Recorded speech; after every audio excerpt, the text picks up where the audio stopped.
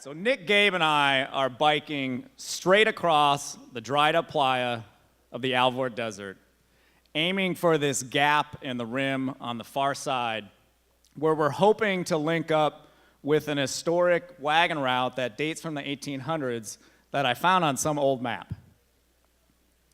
We are deep in the heart of Southeast Oregon, one of my favorite places anywhere. And part of the reason that I love it so much, and I keep going back, is this unique combination of geology and history. But also because it's really remote. There's hardly anybody there. There's a trend I've noticed in my trips over the years that generally the fewer people I see on a trip, the better it is. So we make it the 7 miles across the Alberta Desert, and we push our bikes up and through the big sand gap on this old wagon route, and we make it to our end location for the evening, the Willow Hot Springs. And things are going really well. We didn't know what to expect going into this trip, and so far everything's going better than we had hoped. Until we wake up in the morning. I've done a lot of trips with Gabe over the years, and on every single trip I've ever done, he's destroyed something on his bike. This time it was his front tire. The bead all the way around the front tire was separating from the sidewall. This isn't something that you can just fix. The only repair is to replace the tire. We don't have a spare tire, and we're out in the middle of nowhere. So our trip it's over, it's done, we're going home. The only thing we have to deal with now is the logistics of getting from where we are up and over Steens Mountain to the car 100 miles away. Fortunately, Gabe's tire is temporarily holding, so we limp our way towards the only little speck of civilization between where we are and where we need to be, a tiny little town called Fields, Oregon. Google says the population is 120, which seems a little bit generous. But we make it to Fields. And when we get there, we decide that our best bet at this point is to try and hitch a ride the rest of the way to the car.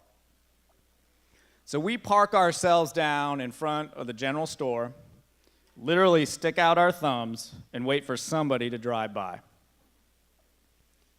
While we're waiting, we end up befriending the mayor of this little tiny town. Thaddeus. He's sharp, he's witty, and he's 8 years old. Now, it's pretty obvious to us that Thaddeus isn't the real mayor of Fields, but that's what he tells us. It's also pretty obvious that he's a bit of a con man. So he ropes me into playing marbles with him, which I didn't know kids still played marbles, but Thaddeus does. Every time that I would start to get up in a game, he'd change the rules and he would win. And this happened over and over again. By the time I got tired of playing with him, I wasn't sure what game we were playing or what any of the rules were. But there turned out to be one big benefit of playing marbles with this particular 8-year-old. He's got a buddy, Ray. Critically for us, Ray is old enough to drive, he owns a truck, and we're able to convince him to at least drive us to the top of the pass, so it's generally downhill the rest of the way to the car. So Ray goes to grab his truck. And when he said truck, I just assumed he's got one of those big old pickup trucks like everybody out there drives. But when he comes around the front of the general store, his truck is actually a Ford Bronco, an old SUV. And the problem is that there doesn't seem to be any way of attaching our 3 big, loaded down bikes to the outside of his Bronco. But Ray's a clever guy, and Ray doesn't skip a beat. Before I can even figure out what his plan is, he's got 2 of the bikes stacked on top of each other on the roof of his Bronco. And he takes one solitary strap, throws it over the bikes, and puts it through the front windows so that the driver and the passenger can hold the bikes down.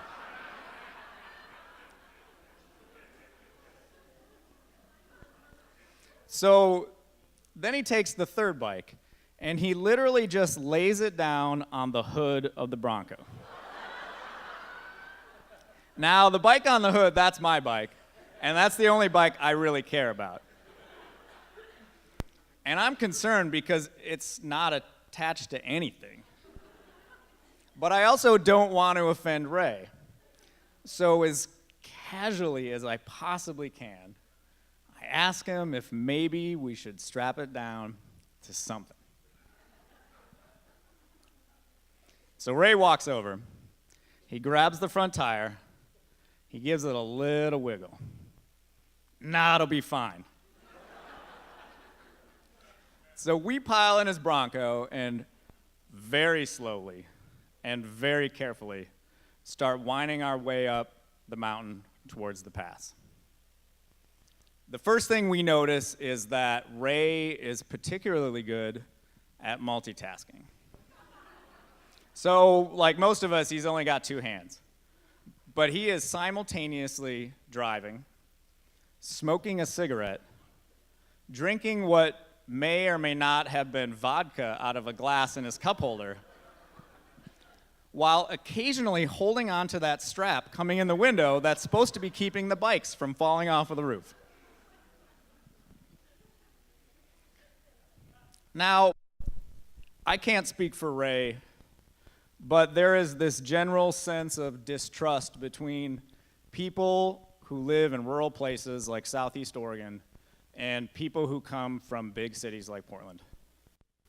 And I think that part of the reason is that people from the big city tend to treat people like Ray like they're idiots and like they're hicks. I would like to think it was because we were very genuinely interested in Southeast Oregon, in the people, in the places, and in particular, we were interested in Ray and his story, that he ends up letting his guard down a little bit and talking about himself. And he tells us about serving in the military and being stationed in Iraq and how he ends up in Southeast Oregon and what it's like to live in a tiny little town like Fields. And while he's opening up to us, he reaches up onto the dashboard and he grabs a box of 9mm shells and 2 empty clips to a Glock. And he hands them to me in the back seat and asks me to fill the clips up for him. Now, I have no idea why he wants me to do this, but I do know that it's normal to have a gun in your car in this part of the country, and Ray is this super nice, super generous guy who's doing us a favor. So I'm not going to ask him why he wants me to do it. I just do it. So we make it to the top of the pass. We get out, we unload the bikes, and Ray invites us to hang out and shoot guns with him. And we're really, really excited. There is no chance that we're going to turn him down. And the 4 of us devolve into this pack of wild boys. And we're shooting at cans, and we're making dumb jokes, and we're drinking beers, and just bullshitting about life. And when Ray turns his Bronco around and heads back down towards Fields, and we point our bikes in the other direction down the hill towards our car, I'm just buzzing. And it's not just because of the beers. I'm buzzing from this very honest and genuine, and I think rare interaction with somebody who's very different from me. If this trip had gone the way that I originally hoped that it would go, we wouldn't have seen anybody.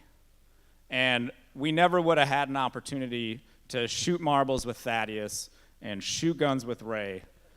and we would have missed out on what ended up being the most memorable part of the whole trip. Thank you.